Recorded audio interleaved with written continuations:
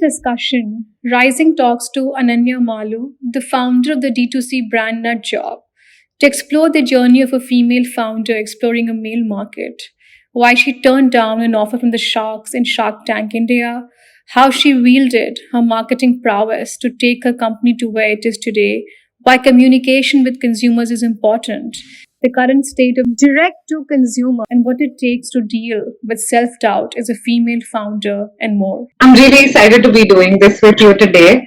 To start off with, what really spiked the idea was a general question to my father of why he was using a lot of talcum powder down there. What led to us this? See, the idea came about only because I was helping out in the regular course of the house because there was no help during COVID. And that's when I figured that there was a lot of talcum powder spillage in the bathroom floor after my father had used it. It's not like it was a regular spillage that you have, but it was like a lot of powder, right?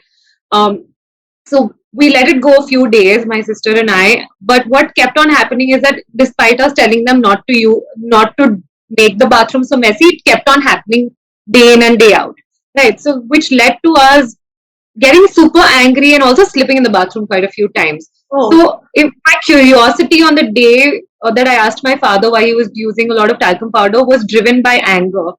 And I'm really glad that it did happen the way that it did. And I asked him, why are you using so much talcum powder and why is there such a mess in the bathroom? Which led to him telling us that, it's a male problem, you won't understand. It was my anger that I questioned him again, to question an elder and that to a male elder who's your father about something like this took a lot of courage because I was angry that day. कि यार बार बार मेरे को साफ नहीं करना है. So he said, ki, listen, men in general sweat a lot, especially sweat a lot down there. You won't understand. It's a male issue.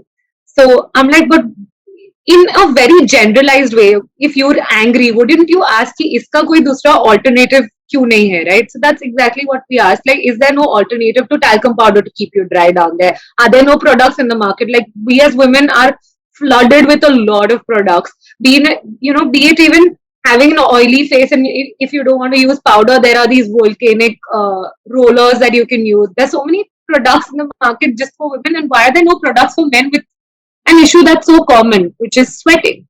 Correct. So, So that basically it was serendipity. I mean, that moment of anger led to this idea formation, that led to this curiosity. Your curiosity peaked, you did some research and found out that perhaps there's a gaping hole there and you could perhaps plug that, right? Absolutely. So, I told him, is this just an issue that you face or is this something that's common to all guys? He said, this is something that's common to all guys. And, when we started delving into the research of what manscaping is, what intimate hygiene is, we figured that India is a country that's hot 75% of the year and men in general sweat a lot. There's no dedicated segment that caters to intimate hygiene or even itching as a part of it. Like, if I might ask you, Shrija, something that I asked my friends the day that I introduced the idea of intimate hygiene products was like, listen, why don't you tell me if you guys in your life have seen a minimum of 10 guys scratching their balls in public? To which they laughed, to which you were also laughing, which I'm pretty sure that you might have seen as well. It's so common an issue that people relate to it. To which is why I thought कि if you're laughing then problem relatable है. अगर problem relatable है तो काफी मासी problem है. जो नहीं है वो education है, education की and because there's no education there's embarrassing. Right, so people embarrassment, and also it's like the way I think it's also how you're hardwired. I think to explain something as hygiene and intimate hygiene to male psyche could be a little difficult for them to just understand, embrace that, oh, come on, this is not for me, this is for females. So I think there's a lot of this gender construct which also gets into the this is not for me, that is for me, right? So you took it upon yourself to educate. Yeah. Absolutely. It's a gendered construct in the sense that we as women from the very beginning, through brands or through people around us, are told that we're flawed and we need a lot of products. Men in general don't thrive on that upbringing through people around them. They don't listen, you're perfect just the way you are. You're a man. you're good to go. Okay. And all brands work on the idea of building onto that macho image. Like, listen, this is what you are and this is what it is. The idea, what we plan to do through Nuutjob is not to shame people about their sweating, sweating or itching. The idea here is to celebrate an everyday man that sweats and tell them, listen, we're here. We've got products that work as hard as you do, right? So go ahead, take on the day. We're here and we'll take care of anything that's bothering you down there. Yeah, so I think it's Uh, also about understanding that a man is as vulnerable as a female, right? And I yeah, personally feel that gender in itself, if you think about it, it is a construct. It is something which is told to you and made out to be. It is nothing that only men can do that or females can do that. I also want to understand from you that as you went about starting this organization, I understand you also have a cousin sister who is your co-founder and a partner in the business, and you bootstrap with about 5 to 6 lakhs, is what I'm told. right, And then you also had a big outing at Shark Tank, and right. you managed to get quite a lot of attention there, which a very few people could get. And then you turned down that offer, 25 lakhs, right? If I'm not mistaken. Right. So the turning down happened a little after we'd done the show.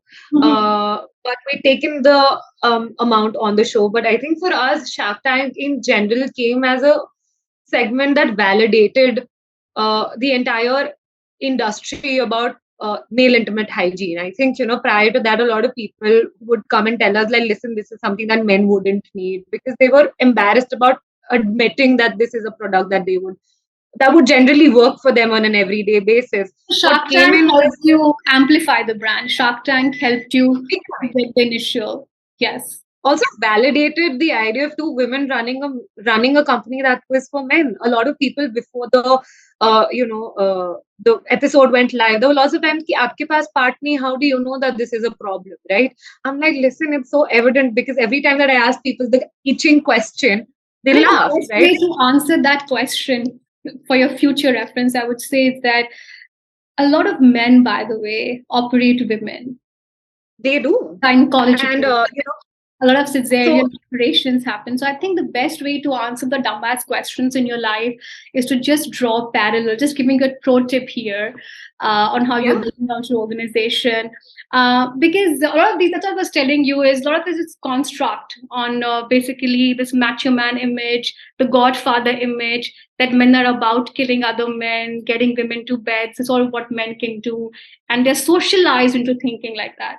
My other correct. question to you is that what was the reason of turning down an offer from Shark Tank? I mean, you got a lot of validation, you got a lot of help for the brand. So why did you turn that down? What was the reason?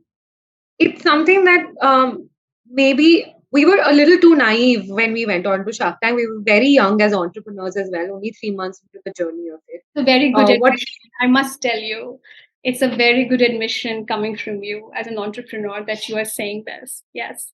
So keep up the Right. good. I think it's important to be self-aware rather than to play along an idea of what is expected of women to be. Like, a lot of people think like, oh, if a lot of people feel that business is not a women's business. So the idea is, yes, initially that was something that we weren't. I, coming from a background of PR and marketing, didn't know a lot about how to run a business, but I think you learn a lot when you're on the job. I'm sure you, as a person, would have also done that, right? You learn a lot on the job and then you get to know and you build yourself along those lines. So when we'd gone on to Shark Tank, we did take an offer because we were a little too naive. We didn't want to turn down an offer that came from all the sharks, right? Um, however, after the show, you've got a lot of understanding on what is it that the brand could do. And giving away the kind of equity that we did give away would not make sense for a D2C brand like we are, who would require a lot of funds going ahead because a company like this demands a lot of education, and education requires a lot of money to be pumped into the company.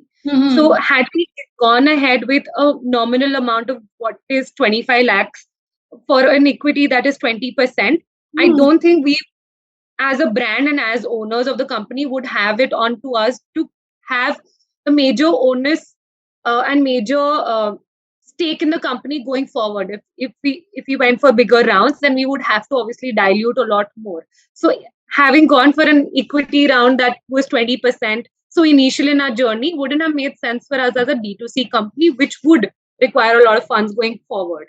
So I think a lot of that akal came in later, after we did Shark Tank, and when we also did think in retrospect ki yaar paise chahiye honge, it's not just the name, but it's But also must have money been a that. difficult decision, right? Also, I think it's also about the fact that whom you're saying no to. It's not just Yeah, about saying no to money, right? I mean, whom you're saying no to. These are people, celebrities on national television who gave you the check and then to sort of say no to you. So I think, Ananya, what happens is in entrepreneurship is that as you grow, your fiduciary responsibility as an entrepreneur is to your board, to your stakeholders. You have to right. remember that, but also keeping in mind that ultimately you're building it for the long term. It's not a shot in the pan. If you thought that the company required a lot of money, the burn rates were huge, you needed a lot of capital and you couldn't have diluted so much upfront. So good, it's a good decision in the hindsight. So now that you have made that decision, I would just say don't regret it in the future, right? Yeah, not Don't at all. get self-doubt. Not at all. Yeah. So then Yeah. you went ahead and raised money on a crowdfunding platform type where you also were met with success. How was that experience, do you think? Because I think what I understand is that a lot of customer feedback also got escalated into the funding process, which could have also helped you as you're a D2C company, right? Right. So I think for us, having Tyke as a platform where we raise money through people was something that enabled us to have the right kind of ambassadors for the brand. If you're investing in the brand, you become an ambassador for the brand because you talk really well. You want to make money from in that investment. So what happened in that case is we didn't dissolve equity. We raised money through CSOPs, but also gained on a lot of people who would be the ambassadors of the brand, who would go out and tell a lot more people about the brand. And it's not just one person, they also want to make a lot more money on the brand. So telling a lot more people to buy from the brand and to be customers, which in turn enabled us to build our base as a company that would make way not just into your hearts but to your bathrooms as well. So uh, I think that's what we as a company want to do, have a lot more people be a part of a community rather than to be a very small company with a very small number of people. We want to have a lot more people be a part of it through the conversations that we have, to the community that we build, and also the people who believe in what the brand wants to do and invest in it through maybe through CSOPs or invest through their time. So I think that is something that really helped us understand the pulse of what the segment can do and what is the um, also a community understanding of what the brand could be and what they would want to push it towards. So yeah, I Yeah, think I that's think something that that and I think there have been examples like that in the past. I mean, look at a company like Amul that got built, yeah. right? It is completely cooperative, completely run by the people, of the people. So there have been brands which are community driven. But just really talking about how you are building your organization, ultimately, I think the ambition is to make it a large company, Yes. right? And you're working with that ambition. But I also feel that some of this entire chatter about direct to commerce, D2C, which seemingly is so easy, that have a product, there's a gaping idea, plug that, social media marketing channels, and you sell directly to consumers. But I must also tell you that to me, what appears is that there seems to be a direct to consumer overdose.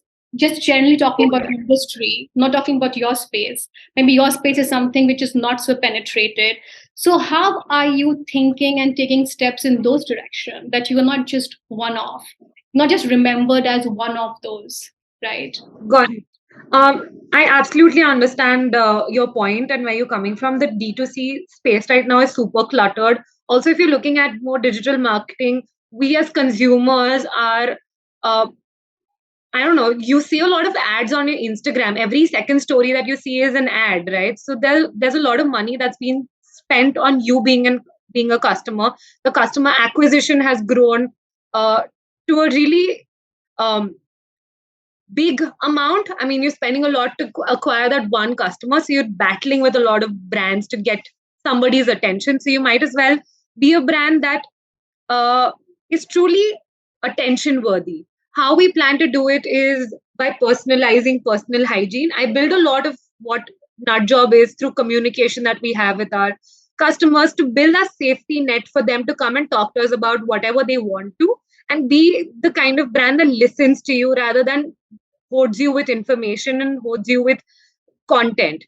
I'll tell you one particular example is that, since we did Shark Tank, there were lots of people who came to us and told us that why don't you get into the hair removal space, get into the manscaping side of things. And this is something that we truly need that a regular trimmer does not do. I can't tell you with the number of messages that we've gotten that we finally decided to launch a hair removal spray. Now, my idea when we did launch something like this was to go back to each and every person who messaged us that why don't you get a product like this to the market, and tell them that listen, XYZ, we've personally launched this product for you because you said that you wanted it. What it brings to them is that they feel that, listen, whatever they told the brand was something that the brand heard and worked on. And that makes you feel valued as a customer. What also works over there is to work on their psyche. Ki, listen, I would want to buy it because they did something like this for me. Works on their personal psychology. Ki, listen, abhi itna kar liya, then why can't I invest a little amount in buying a product which I myself suggested?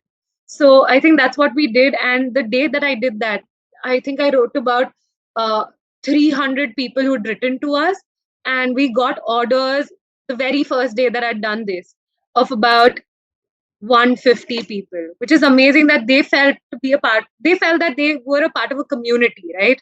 So I think that's something that worked for us, working on the idea of personalizing personal hygiene at all times, to listen what the customer has to say and what you want to build around what they truly need. Again, I as a female founder work on the idea of what men are facing. So I really thrive on the communications that I have with my customers on what worked for them, what didn't work for them, what is it that they want with the brand, and what would they want the brand to address. Something that I'd also learned is that a lot of brands don't represent LGBTQ community, and that is something that I as a brand wanted to do, to be an exclusively inclusive brand that caters to anybody who's biologically male. You can identify as whoever you want. You could be a part of a community that identifies as the LGBTQ community. You could identify yourself as a man. But the idea is that this is a product for you if you're biologically a male. So you're basically not just males, you're also getting into females and other sort of categories, what I'm understanding, right? Correct. But premised around male intimate hygiene. We have one product for women because they really did like the formulation that we have for men, which is the liquid powder. And we wanted to get something that specializes in that area for women because we felt that we would also want to use a product like this, but with a tad bit different benefits that the product is giving to men. It's just controlling sweat and other things for men. I wanted to bring something that is particularly for women and caters to underbreast, underarm, thigh chafing problems for them. So that's why we launched the women-based product, but with a very similar formulation, but with ingredients that cater to very different problems. Okay, and what really sort of is your revenue run rate right now, and what is your burn rate? So we're doing a 3 crore in the last year. That's what we've done last year. Burn rate depends on, we've only just started advertising, which was about 3 months ago. So I don't think I'll be able to give you a justified burn rate. But if I'm giving you a gross percentage, then we're looking at a 60 gross percentage, inclusive of what we're doing in terms of ad spends. So this 3 crore came from where? Our sales. Sales through which channels? Instagram? Through all channels. No, we're just not on Instagram. We're available across all leading e-commerce platforms and on our website, which does 60 to 40% of sales. We get a lot more orders on our website, which is amazing because people are organically just searching about Nuutjob and they're coming to us through the content that we're creating on Instagram. So our website, major e-commerce platforms like Amazon, Flipkart, Nykaa, and others. We're also available internationally in Dubai, in Saudi Arabia, in Nepal, in Mauritius, and also expanding now to US and UK. But where you're manufacturing this product, I mean, do you have no You're an experience in manufacturing, right? I mean, Correct. So we've got a third-party manufacturer. and third-party manufacturer is India. India based. Yeah, India. Everything is made in India. So, what is your expertise here? Your expertise here is research and marketing, but in terms of the product formulation, in terms of the understanding of the Right. product, it's still outsourced to a third party, right? Correct. Because again, like I mentioned, we don't come from an educational background that would permit us to make products for people.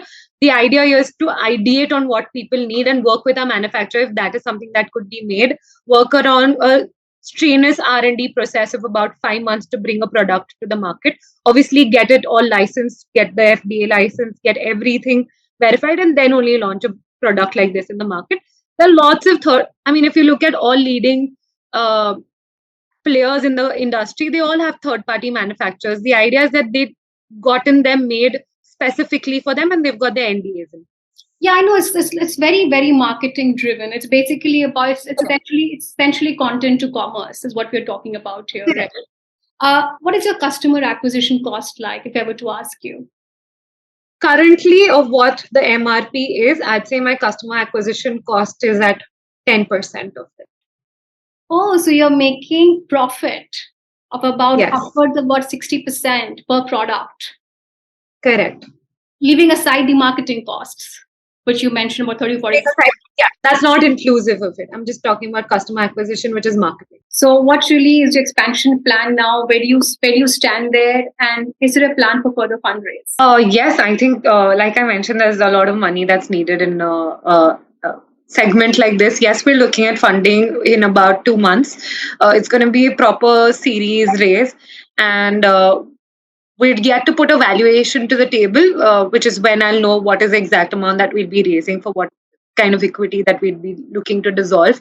Followed by, yes, we plan to get into a lot of different segments, but catering to men in general and intimate hygiene at the moment. We don't want to venture into a lot of different things rather than losing focus of what we're really good at right now. But there are very important fields around the male grooming perspective that have not been addressed till now, and we'd like to venture into something around those. So I think what I understand from your story and what I can say from speaking to a lot of entrepreneurs is that they tend to start with one niche, and then there are a lot of temptations to diversify, Yeah, to become as large as possible. My one piece of advice to you as a woman entrepreneur would be to be that be super focused on what you correct. started on, stick to what you are good at. And now that you're going for a VC round, there will be temptations and there'll be market research that is thrown at you on how big you can become, how the pie can become bigger, only if you give in to the demands of expanding your product line. And I think as an entrepreneur, you have to stay true to why you began this. Because ultimately, 3 years down the line, if you also start looking like another cosmetic company, another D2C brand out there, then I think somewhere you have not been truthful to your story, to your purpose, to where you started. And then exactly where I began, you will just be one of those. So I think Correct. if you were to be a differentiator and to be true to what you think and you thought of it as a gap and you're plugging it as an entrepreneur, but tomorrow you might be also be told that listen, this could just become so much bigger with other things. And uh, I think it'll also be naive to assume that there will not be other big players entering this space or are not into this space already. I do see some conversation and chatter happening in the male grooming market by other established players also. So I think keep your guardrails correct. I think in on that front, but to lose your focus after you have raised VC round, Series A or Series B, and 3 years down the line, if you were to not look like a nut job now, I think it would be a sorry face. It would not be sticking to the differentiation. And I think it happens with a lot of founders, and because there's this entire temptation to be on a treadmill that listen, if Shita get raised so much funding, we have to become this big. We just can't be 10x, we have to be 100x. And that is where the entire equation becomes different. But great, I had fun time talking to you. And since you are a female entrepreneur, and I want to understand from you a lot of questions which come in the mind of an entrepreneur, which is not necessarily female centric, But this entire idea of self doubt, which a lot of us go through, it doesn't come like once, but it happens in several times in a day also. So, what do you do about that? I mean, how do you sort of overcome something like that? Where do you sort of keep telling yourself that, listen, I'm on the right path, I'm going to get this right? I think for me, I'll tell you, there are lots of women after Shark Tank. Like I mentioned, this is an idea that got a lot of validation and a lot of support after Shark Tank. On days when I feel that I'm not doing well as a woman entrepreneur and I feel less of a person that day, I go back to the messages that I receive on a daily where women come and tell me that it took guts for me to come into a field like this. And in whatever little way, I inspire them to do something that they weren't expected to get into. They weren't uh, thought of कि, लड़कियां ये चीज नहीं कर सकती है. So these are things that I really look for, really go back to when I'm having a bad day. There have been such good messages. I can't tell you that there have been men who've come and told us that we're really thankful that you started something like this for us. Something that I particularly say, and you've said, you've ideated on before on how you should say no to people. Something that Anushri and I've been telling a lot of people since the very beginning, that it took two vaginas to come and change the ball game. You didn't do it for yourself. It had to be a woman who had to come and really do something like this and take charge. So really proud of what we do on a daily basis. I mean, everybody goes through a down phase. There are perks and there are downs. So on days when I'm down, I know what are the kind of messages that I know need to go to rather than the self doubt that I have on a daily basis. Ki, am I doing enough? A lot of times on things that I do, I think, would this make the person who told me that Ananya, I look up to you proud? Would they be happy that I'm doing something like this? And that is what maybe charges me a little more. So yeah. So I think the marketing messaging is progressive. And I think that is exactly what you bring to the table, the marketing prowess. But I will also give you this thing that as you sort of evolve and grow this organization, I think it makes sense to take the production and really be the owner of the IP of the product. Right. But maybe a little later, because I think for something like this, there's a lot of investment that goes in to find the right kind of hires also who help make and replicate the products that you've already done. And, our manufacturers from day one have been super helpful. They've been able to work on the ideation of what really needs to be done in this field and something that we would lack as people with ideas. I'll give you one instance. Anushi and I got super excited and told him, like, if they sweat, wouldn't there be a nice cooling agent that we could add to the product? They said, listen, you can't add menthol to intimate hygiene products. You don't want to burn people down there. So there are lots of times that you as a product owner can be aspirational in your thinking, but it's only the geniuses in their fields and the masters who know how to formulate the product right, who can really tell you that this That's is exactly what my point is, that I think as an entrepreneur, it will be a good idea for you to also start making inroads into that product knowledge, because that really is your organization. I think it's great to have the marketing prowess, but that is a skill which is replicable. That's a skill that can be outsourced.